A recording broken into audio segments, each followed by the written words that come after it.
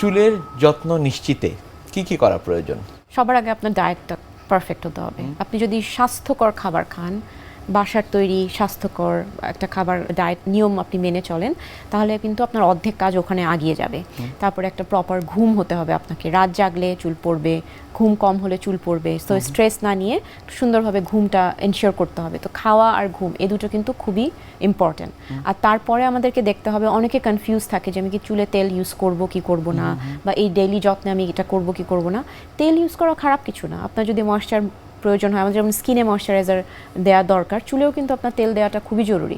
অনেক ডাক্তার এটা অপোজ করে যে চুলে তেল দেওয়া যাবে না, বা আমি পার্সোনালি এটা মনে করি না। কারণ আপনি যখন শ্যাম্পু করবেন, আপনি চুলে তেল দিয়ে যদি শ্যাম্পু করেন, আপনার শ্যাম্পুর যে কেমিক্যালের যে হার্শ যে সাইড ইফেক্টসটা, এটা হবে না।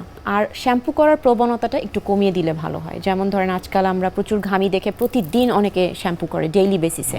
এটা না করে আপনি সপ্তাহে 2 থেকে 3 দিন শ্যাম্পু করতে পারেন। আর কন্ডিশনার ইউজের ক্ষেত্রে যেন কখনো চুলের গোড়ায় কন্ডিশনার না লাগে, মাঝখান থেকে আগা পর্যন্ত কন্ডিশনিং করলেই যথেষ্ট। এই জিনিসগুলো যদি কেউ মেনটেন করে আর হিট না ইউজ করে চুলে, তাহলে আমার মনে হয় যে ভালো উপকার পাবে। অনেক ধন্যবাদ আপনাকে আমাদের আজকের এই অনুষ্ঠানে আসবার জন্য। আপনাকেও। প্রিয় দর্শক, এতক্ষণ দেখছিলেন স্বাস্থ্য প্রতিদিন। কথা বলছিলাম খুব গুরুত্বপূর্ণ একটি বিষয়, চুল পড়া সমস্যার সমাধান নিয়ে। আশা করি আমাদের এই গুরুত্বপূর্ণ তথ্যগুলো আপনাদের অনেক বেশি উপকারে আসবে। অনুষ্ঠানের পর্যায়ে দেখে নেব কি থাকছে আগামী পর্বে স্বাস্থ্য প্রতিদিন অনুষ্ঠানে।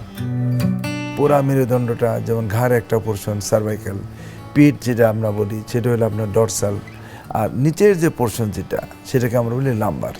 তো লাম্বার বলতে আমরা কোমরের যেটাকে, যে শরীরের বুক এর পিঠ এর নিচের যে পোর্শনটা, ঠিক যে পোর্শনটা দুইটা পায়ের নিতম্বের সাথে আপনার লাগানো থাকে, এই পোর্শনটাকে আমরা কোমর বলে থাকি। বিশ্বের যে কোনো প্রান্ত থেকে যে কোনো সময় আপনাদের পছন্দের অনুষ্ঠান স্বাস্থ্য প্রতিদিন দেখতে ভিজিট করুন আমাদের পূর্ণাঙ্গ ওয়েব পোর্টাল www.ntvbd.com এ। এছাড়া এনটিভি সব জনপ্রিয় অনুষ্ঠান ও খবরের আপডেট পেতে ভিজিট করুন আমাদের ইউটিউব চ্যানেল ও ভেরিফাইড ফেসবুক পেজে। আজ এখানেই শেষ করছি, আগামীতে আবারও দেখা হবে। সে পর্যন্ত আপনারা সবাই ভালো থাকুন, সুস্থ থাকুন, এনটিভির সাথেই থাকুন। আল্লাহ হাফেজ।